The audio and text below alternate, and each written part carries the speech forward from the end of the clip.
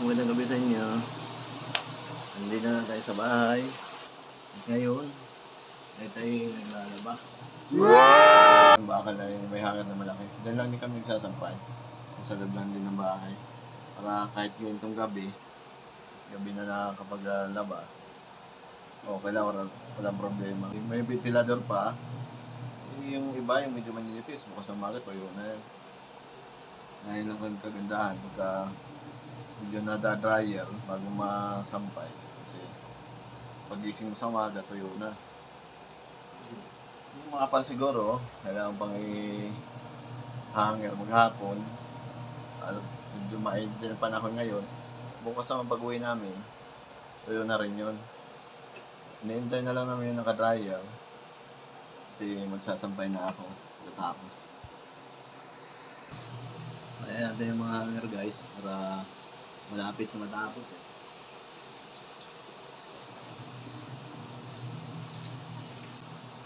Yun na nga guys, yung nagutom ako. Hindi naghihintay.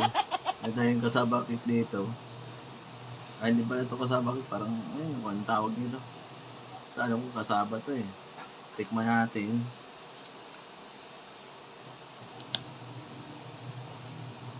Wow!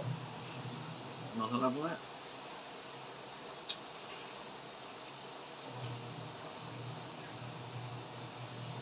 Binili lang namin to sa kabat sa masawang. Magdalo siya kanina.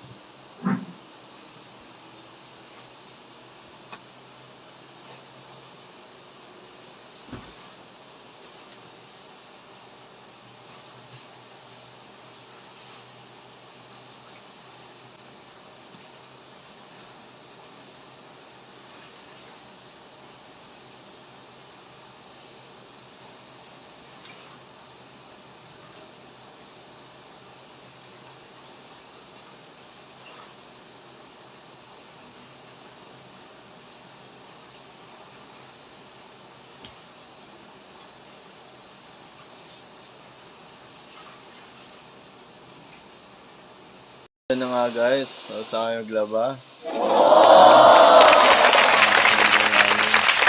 May tindang ukay.